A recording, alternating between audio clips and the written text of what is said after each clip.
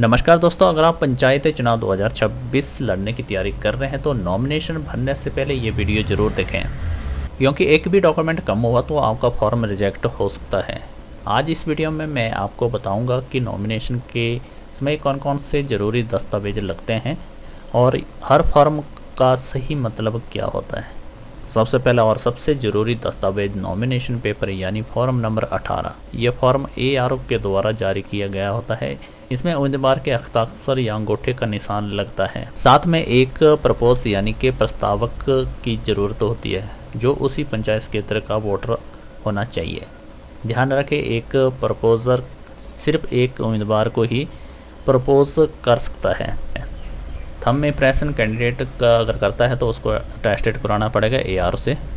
दूसरा जो दस्तावेज रहता है न्यू ड्यू सर्टिफिकेट। इसका मतलब है कि उम्मीदवार पर पंचायत का कोई भी बकाया नहीं है। ये प्रमाण पत्र पंचायत सचिव के द्वारा जारी किया गया होता है और वीडियो के काउंटर साइन होता है। अगर आप पंचायत समिति या जिला परिषद के चुनाव लड़ रहे हैं तो अलग से नो ड्यू सर्टिफिकेट भी लग सकता है।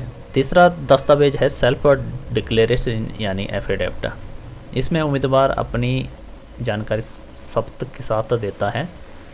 हर पेज पे उम्मीदवार और अटेस्टेड ऑफिसर के सिग्नेचर जरूरी होते हैं। प्रधान, उप प्रधान और वार्ड मेंबर के लिए एफिडेविट गजेटेड ऑफिसर से अटेस्टेड होना चाहिए, जबकि पंचायत समिति और जिला परिषद के उम्मीदवार के लिए एजुकेटर, मजिस्ट्रेट या फिर नोटरी, पब्लिक नोटरी के द्वारा अटेस्टेड होना जरूरी है।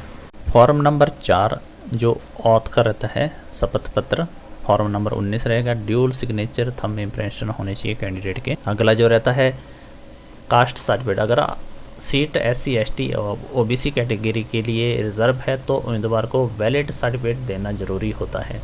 ये सर्टिफिकेट राज्य सरकार के द्वारा अधिकृत अधिकारी से जारी होता है। 6 नंबर पर रहता है इलेक्टोरल रोल। तो इसकी कॉपी आपको लगानी होगी, जिसमें आपका नाम, ग्राम सभा वेरिफिकेशन होना चाहिए as a voter consent panchayat के द्वारा। इसके बाद रहता है 7वां नंबर पे एज प्रूफ के लिए 21 साल का कैंडिडेट होना चाहिए और एज जो है 21/12/2026 को कंप्लीट होनी चाहिए 21 साल। एज प्रूफ के लिए वेरिफिकेशन के लिए जो डॉक्यूमेंट आप अटैच कर सकते हैं, जिसमें आधार कार्ड, बर्थ सर्टिफिकेट, मैट्रिक का सर्टिफिकेट, जिसमें साफ साफ आपकी डेट ऑफ बर्थ दी गई होनी चाहिए। इसके बाद रहता है सिक्योरिटी डिपॉजिट। सिक्योरिटी डिपॉजिट आपको पंचायत राज इलेक्शन के रूल के आधार पर जो तय की गई है उसको आपको जमा करवाना होगा।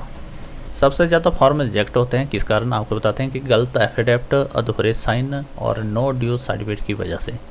इसलिए नॉमिनेशन भरने से पहले सभी डॉक्यूमेंट को दोबारा ज़रूर चेक कर लें। अगर आपको ये जानकारी उपयोगी लगी हो तो वीडियो को लाइक करें, चैनल को सब्सक्राइब करें और ऐसे ही पंचायती चुनाव अपडेट से लिए जुड़े रहें। धन्यवाद।